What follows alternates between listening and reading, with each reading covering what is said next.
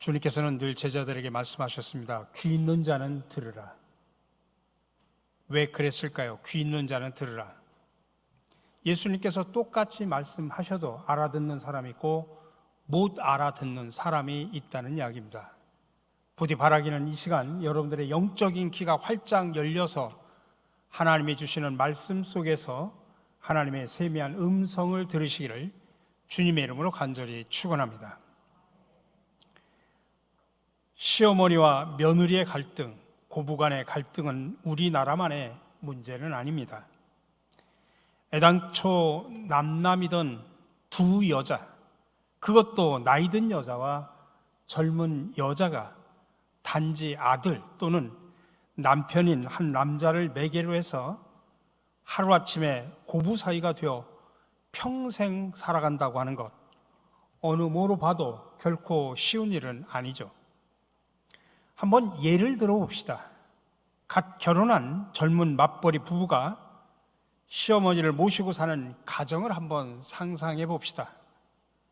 어느 날 아들 내외가 출근한 뒤에 시어머니는 직장과 집에서 수고하는 며느리에게 보탬이 되는 일을 생각해 봤습니다.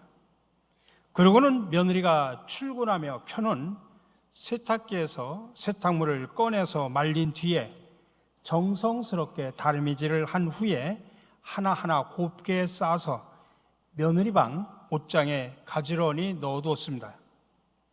그 일을 하는 내내 시어머니의 마음속에는 퇴근 후에 옷장을 열어보고 시어머니의 자상함에 감격할 그 며느리의 모습을 상상하는 그것만으로도 정말 즐겁고 뿌듯했습니다. 근데 웬걸 막상 퇴근한 며느리의 반응은 시어머니의 예상하고는 전혀 달랐습니다. 도리어 며느리는 시어머니가 자기 방에 마음대로 드나들고 옷장마저 함부로 여닫는 것에 대해서 심히 불쾌했습니다. 이 며느리가 보인 뜻밖의 반응에 하루 종일 며느리를 위해서 수고한 정성을 다한 시어머니도 정말 불쾌했습니다. 시어머니는 자신의 수고를 몰라주는 며느리를 도저히 이해할 수 없었고, 며느리는 자기 방과 옷장을 무단 침범한 시어머니를 이해할 수가 없었습니다. 이때부터 고부간에 허물 수 없는 장벽이 생기고 갈등과 대립의 골은 깊어져만 갔습니다. 물론 시어머니는 결코 며느리에게 해를 끼치려고 하는 것은 아닙니다. 단지 며느리를 돕기 위해서 세탁물을 손질하고 며느리 방에 들어가서 옷장에 넣어뒀을 뿐이죠. 근데 왜 이런 엉뚱한 결과가 나타났을까요?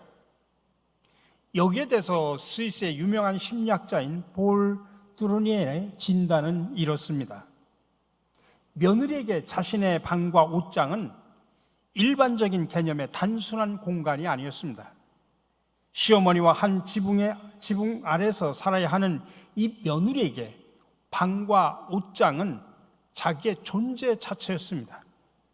며느리는 자기 방에 들어가서 자신의 실체와 대면할 수 있었고, 그 방에 들어가서야 자신을 지킬 수 있었고, 그곳에서만 진정한 쉼을 누릴 수가 있었습니다. 이를테면 그녀의 방과 그 속의 집기는 며느리 자신인 동시에 그녀의 인격이었습니다. 그러므로 며느리 입장에서 보면 시어머니가 며느리 방에 들어가 마음대로 옷장을 여닫는 것은 며느리의 존재와 인격을 깡그리 짓밟는 것과 같은 것이었습니다. 이것이 며느리가 시어머니의 선의를 선의로 받아들이지 않고 도리어 언짢아한 이유입니다. 만약 시어머니가 그 옷을 며느리 옷장이 아닌 거실 테이블 위에다가 올려놓았다면 퇴근한 며느리는 시어머니의 자상함에 감격했을 것이 분명합니다. 여러분, 이 이야기는 비단 며느리와 시어머니에 국한된 이야기가 아닙니다. 사람은 흔히 자신이 사랑하는 사람을 소유하고 지배하려고 합니다. 상대 관한한 미주알 고주알 낱낱이 알고 싶어하고 시도 때도 없이 간섭하려고 합니다. 특별히 우리나라 어머니들 가운데는 헬리콥터 어머니들이 참으로 많이 있습니다. 늘 자식들 주변에 머물면서 헬리콥터 위에서 조종하듯이 그런 어머니들이 특별히 우리나라는 참으로 많습니다. 한마디로 상대가 자유인이고 인격체임을 인정하지 않는 것입니다. 그것은 인간에 대한 속박이고 억압일 뿐 진정한 사랑은 아닙니다. 그래서 폴 트루니에는 사랑이란 상대가 홀로 간직하고 지키고 싶어하는 시간과 공간 혹은 비밀을 존중해 주는 것이다라고 표현하고 있습니다. 그것이 곧 상대의 존재 자체를 존중하는 것이기 때문입니다. 아니, 피조물과 피조물의 사랑이 이와 같다면 하물며 창조주신 하나님과 피조물인 우리 인간의 사랑은 두말해야 무엇하겠습니까? 마태, 마가, 누가, 요한 이 사복음서의 마지막 장인 요한복음 21장은 교회의 역사와 사도들의 행적을 밝혀주는 사도행전 1장과 서로 맞물려 있다는 사실입니다. 요한복음 21장의 마지막 단락은 이런 내용을 전합니다. 베드로가 순교할 것을 예고하고 주님께서 베드로에게 주님을 따를 것을 명령하십니다. 근데 베드로는 평소 자신의 라이벌로 의식하고 있었던 요한의 앞날이 어떻게 될지 무척이나 궁금했습니다. 그래서 궁금해가지고 묻는 질문에 예수님은 이렇게 대답을 합니다. 내가 올 때까지 그를 머물게 하고자 할지라도 네게 무슨 상관이냐? 주님께서는 당신이 요한의 앞날을 어떻게 인도하시든지 그것은 베드로인 너가 상관할 일이 아니다라고 하는 것을 밝혀주는 겁니다. 이것이 사복음서의 마지막 장 마지막 단락의 내용입니다. 그런데 사도행전 1장으로 와서 오늘 본문에서도 똑같은 내용이 되풀이되고 있습니다. 6절에 보니까 그들이 모였을 때 예수께 여쭈어 이르되 주께서 이스라엘 나라를 회복하심이 이때니까. 지금 제자들의 관심은 여전히 로마 제국의 식민지 통치로부터 이스라엘의 정치적인 해방을 언제 받느냐, 이게 중요한 이슈였습니다. 4절에서 제자들에게 예루살렘을 떠나지 말고 아버지께 약속하신 성령 강림을 기다리라고 예수님께서 말씀하시자 제자들은 어떻게 이해를 하냐면 그 성령 강림의 때를 바로 이스라엘이 정치적으로 독립하고 해방하는 그 때로 그렇게 받아들인 것입니다. 그래서 주님께서 이스라엘을 회복하실 때가 바로 이때입니까? 그렇게 물은 것입니다. 거기에 대한 예수님의 답변이 7절입니다. 이르시되 때와 시기는 아버지께서 자기의 권한에 두셨으니 너희가 알 바 아니다. 근데 여기 보니까 주님께서는 때와 시기라고 하는 단어를 구별해서 사용합니다. 히랍 사상에서는 이 시간을 두 가지로 표현합니다. 하나는 우리가 모두 알고 있는 일반적인 시간을 크로노스라고 표현합니다. 매일 시계가 표시하는 시간이죠. 모든 사람에게 동일하게 주어진 24시간, 그것을 크로노스라고 하고 객관적인 시간이라고 말합니다. 근데 여기 시기라고 번역된 이 시간은 카이로스를 번역한 것입니다. 내가 측정할 수 없는 시간, 특별한 의미가 부여된 시간이고 하나님의 뜻이 이루어지는 시간입니다. 그래서 주관적인 시간이라 말합니다. 지금 이스라엘의 정치적 독립의 때를 묻는 제자들에게 예수님은 주님의 재림을 뜻하는 종말을 포함해서 모든 역사의 때와 시기는 철저하게 절대 주권자인 하나님에게 속한 것이다라고 하는 것을 말하는 것입니다. 그리고 이어서 말하기를 그것은 너희가 알 바가 아니다. 너희가 상관할 일이 아니다. 그렇게 말하는 것입니다. 내게 무슨 상관이냐? 그렇게 말씀하면서 복음서에 막을 내리신 예수님께서는 사도행전에 와서도 또 뭐라고 이야기하냐면 너희가 알 바 아니다. 그렇게 강조를 하고 있습니다. 여기엔 중요한 메시지가 담겨져 있습니다. 우리 피조물인 인간이 창조주신 하나님을 믿고 사랑한다고 하는 것은 인간이 창조주의 영역에 뛰어들어서 창조주를 우리가 상관하거나 간섭하는 것이 아니라 창조주의 고유 영역을 또 그분의 자유로우심을 인정하고 존중하는 것을 말합니다. 그것이 그분에 대한 인격적인 믿음이고 우리의 겸손한 사랑입니다. 창조주신 하나님 역시 피조물에 불과한 우리를 그와 같이 대해주시겠다고 말씀하십니다. 이사야 46장입니다. 배에서 태어남으로부터 내게 안겼고 태에서 남으로부터 내게 업힌 너희여, 너희가 노년에 이르기까지 내가 그리하겠고 백발이 되기까지 내가 너희를 품을 것이라. 내가 지었은즉 내가 업을 것이요 내가 품고 구하여 내리라. 우리가 믿는 하나님은 우리가 무소부지하신 하나님, 전능하신 하나님이라고 고백합니다. 다시 말하면 우리가 어디에 있든지 하나님께서는 바로 그곳에서 우리와 함께 계십니다. 하나님의 오늘 말씀의 이사야의 표현대로 당신의 품으로 우리를 안고 또 품고 계십니다. 그렇지만 우리의 눈으로 볼 수 없고 손으로 만질 수 없는 그러한 영으로, 성령님으로 하나님은 존재합니다. 여러분, 이게 얼마나 감사한 일인지 모릅니다. 한번 예를 들어서 하나님께서 어떤 형체를 지니신 분으로 우리를 품고 계신다고 상상을 해보십시오. 여러분, 친부모라도 다 큰 자식의 인생을 좌지우지하면 자식이 부모에게 등을 돌립니다. 시어머니가 아무리 며느리 빨래를 대신해 줘도 며느리의 옷장마저 마음대로 다루면 며느리가 도리어 시어머니를 싫어하지 않습니까? 왜 그렇습니까? 그런 상황에서는 자기 인생을 자유롭게 살 수 없기 때문입니다. 만약 거룩하신 하나님께서 형체를 지니신 채 우리를 품고 우리의 일거수일투족을 간섭하신다고 하면 아마 저와 여러분들은 하루도 버티지 못하고 그분의 거룩하심 앞에서 우리 모두는 질식당하고 말 것입니다. 그런데 감사하게도 하나님께서는 우리와 늘 함께 하시되 보이지 않는 성령님으로 우리를 품고 계시다는 사실을 기억하시기 바랍니다. 우리와 함께 계시면서도 우리 각자의 고유한 인생을 우리 자신에게 또 우리 자유의지에 맡겨주신 것입니다. 이것이 하나님이 우리를 사랑하는 방식입니다. 하나님의 그 사랑 안에서 우리는 어떤 로봇처럼 의지도 없는 단순한 기계가 아니라 우리의 의지를 다해서 자발적으로 하나님과 동행하는 인생을 각자의 취향과 개성에 따라서 꾸려갈 수 있도록 그렇게 만들어 주셨습니다.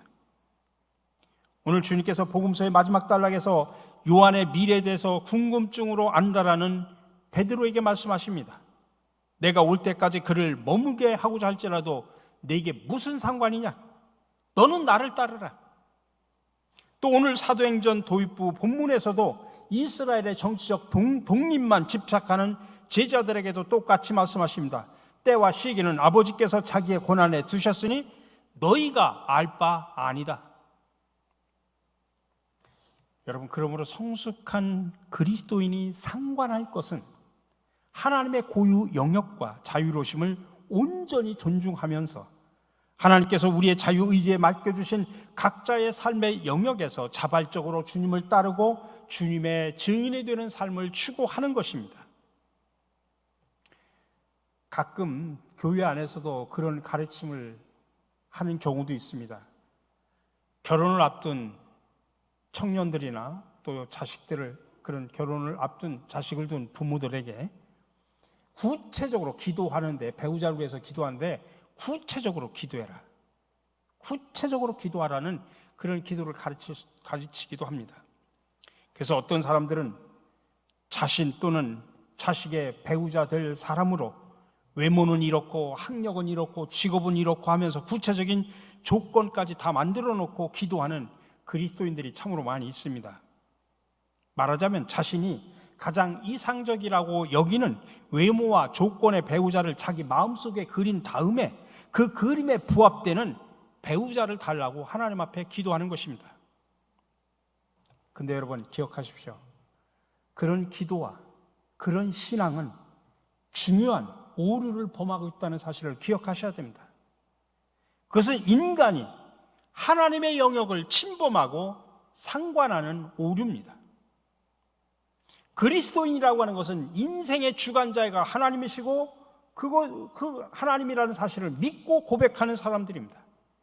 근데 나의 배우자의 외모와 세세한 조건까지 자신이 그림을 그리고 결정을 해가지고 하나님 앞에 통보한다면 거꾸로 내가 하나님이 되는 겁니다.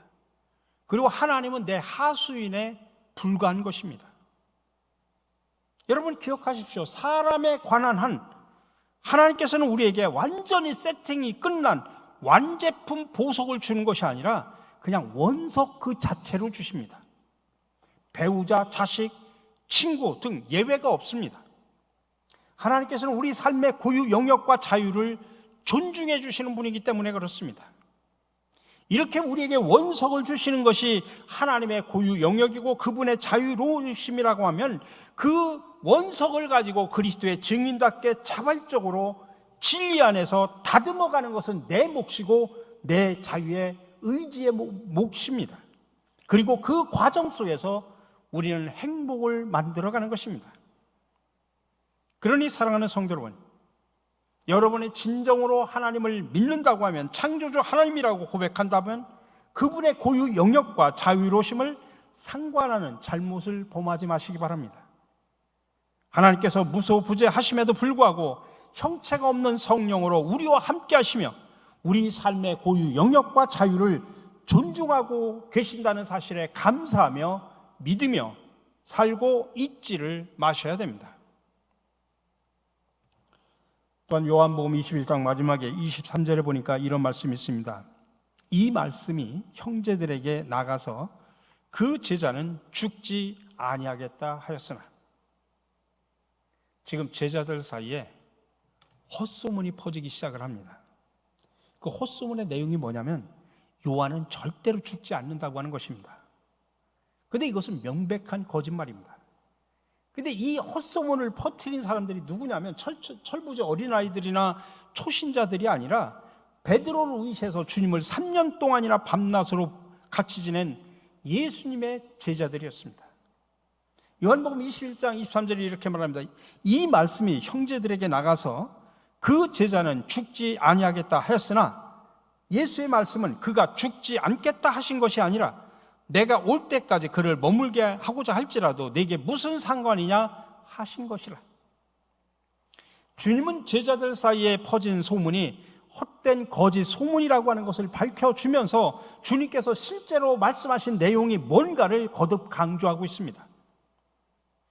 이렇게 주님의 제자들이 거짓 소문을 퍼뜨렸다는 것과 그 그릇된 소문을 예수님께서 교정해 주신 것으로 복음서가 끝나면서 사도행전이 시작이 됩니다. 여러분 이게 뭘 의미하는 줄 아십니까? 교회는 자칫 잘못하면 헛소문과 거짓 소문의 진원지가 될 수 있다고 하는 경각심을 심어주기 위한 것입니다. 아마 이 자리에도 오랜 신앙생활에 연륜이 있는 분들이라면 아마 자신과 관련된 그런 헛소문 한두 번쯤은 들었을 겁니다. 그래서 가슴앓이를 하는 경험도 있었을 겁니다. 저도 마찬가지입니다. 여러분 그리스도인들은 정직하고 참된 언행의 사람이 되어야 하는 것이 신앙의 기본입니다. 근데 왜 주님의 제자들은 그런 헛소문을 퍼뜨렸을까요? 그 해답을 알기 위해서는 제자들이 그 헛소문을 퍼뜨리기 직전 주님께서 제자들에게 남기신 마지막 명령을 우리가 다시 한번 상기할 필요가 있습니다. 요한복음 21장 22절에 보니까 내가 올 때까지 그를 머물게 하고자 할지라도 네게 무슨 상관이냐? 너는 나를 따르라 하시더라. 제자들에 대한 예수님의 마지막 명령이 뭐냐면 그 헛소문에 놀아나지 말고 너희들은 나를 따르라. 지금 그 이야기입니다. 길이요 진리요 생명이신 주님을 따르라. 인간을 사랑하기 위해 자신을 십자가에 제물로 내려놓으신 주님의 그 사랑과 정신을 따르라고 하는 것입니다. 여기서 우리는 제자들이 왜 그토록 허무맹랑한 헛소문을 퍼뜨렸는지를 알게 됩니다. 그때까지도 제자들은 진정으로 주님을 따르지 않았기 때문이라는 사실입니다. 만약 그들이 온 마음을 다해 진리신 주님을 따랐다고 하면 요한에 대한 거짓 소문을 확대 재생산해내지 않았을 것입니다. 어느 시대, 어느 곳을 막론하고 그리스도인들이 온 마음으로 주님을 따르지 않으면 반드시 헛되고 거짓된 소문이 난무하는 추한 인간 집단으로 교회가 바뀌어지고 변질될 수밖에 없다는 사실을 기억하셔야 됩니다. 그렇다면 주님을 온전히 따른다고 하는 것은 구체적으로 무엇을 의미할까요? 오늘 로마 제국의 식민지 통치로부터 언제 정치적 독립을 얻을 것이냐, 현실 문제에 집착하는 제자들에게 오늘 주님은 이렇게 말씀하십니다. 7절 8절입니다.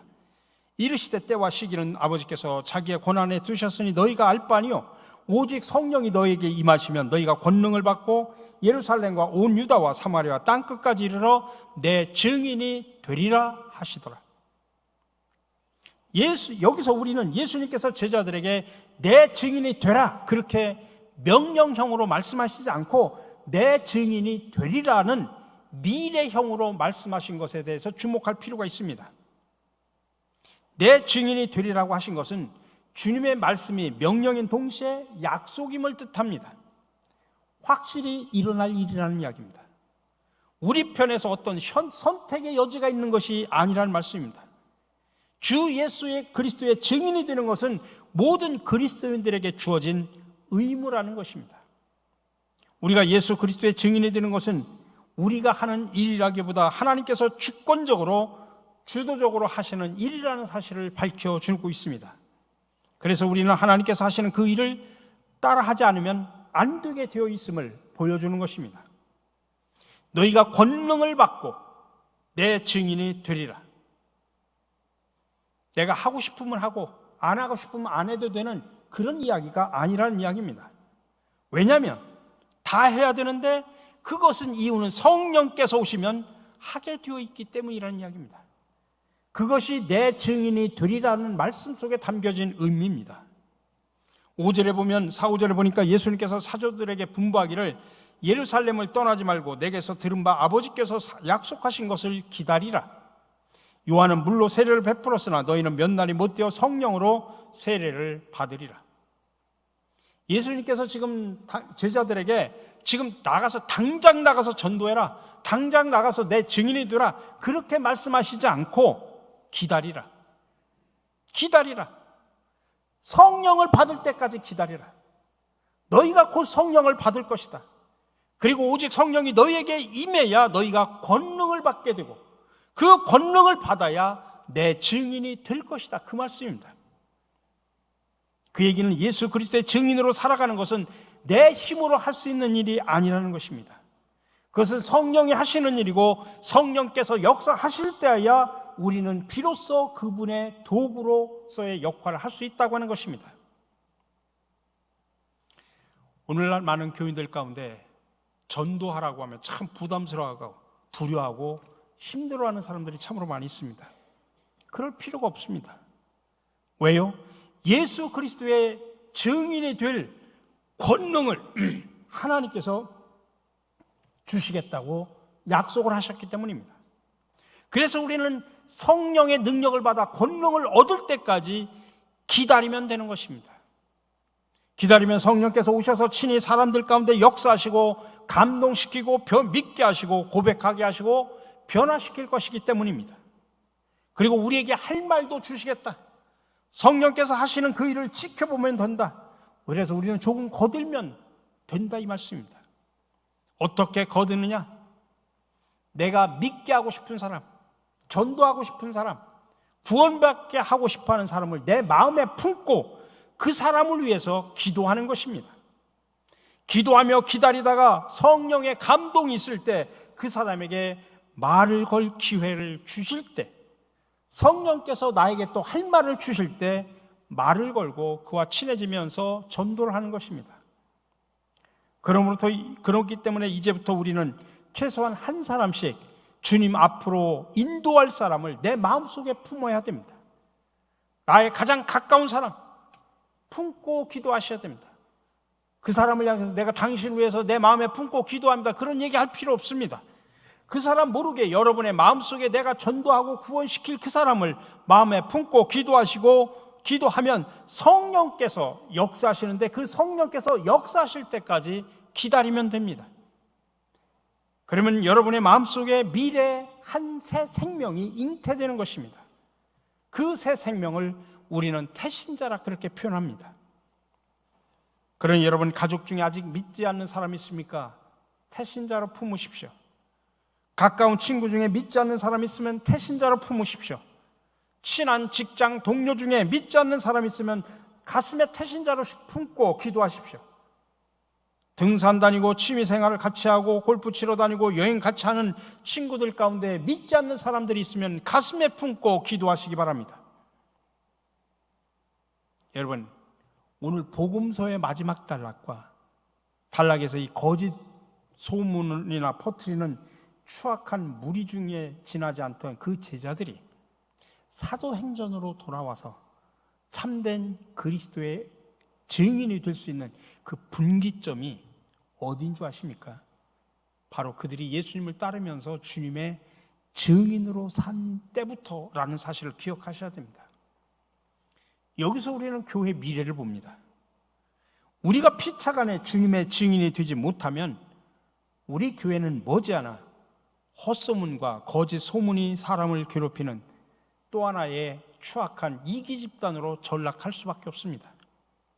그러나 우리가 서로 주님의 증인으로 살아가면 우리 교회는 진리가 살아 역사하는 진리의 등대가 됨을 믿으시기 바랍니다.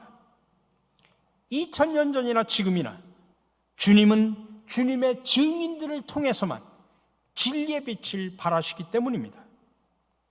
우리가 주님의 증인으로 이 세상을 살아간다고 하는 것은 우리 자신이 항상 주님을 대면하는 것을 의미합니다. 지금 내 중심에 주님을 향한 마음이 없다고 하면 여러분이 이 자리에 지금 예배당에 앉아 있어도 여러분의 삶은 주님을 위한 증인의 삶이 될 수가 없습니다. 우리의 시선이 주님을 향하고 있는 동안만 우리는 진정한 그리스도인으로 주님의 증인으로 살아갈 수가 있습니다. 그러니 사랑하는 성도 여러분, 우리 신갈 장로교회가 머지않아 헛소문이나 거짓 소문에 시달리는 피곤한 인간 집단이 되기를 여러분 원하십니까? 아니면 이 시대를 밝히는 진리의 등대가 되기를 원하십니까? 여러분, 그 선택은 여러분의 몫입니다. 부디 바라긴 우리 모두가 성령의 능력 안에서 서로 주님의 증인으로 살아가는, 그래서 아름다운 신갈교회 공동체, 진리의 빛을 발하는 신갈교회 공동체를 만들어가는 저와 여러분들이 되시기를 주님의 이름으로 간절히 축원합니다.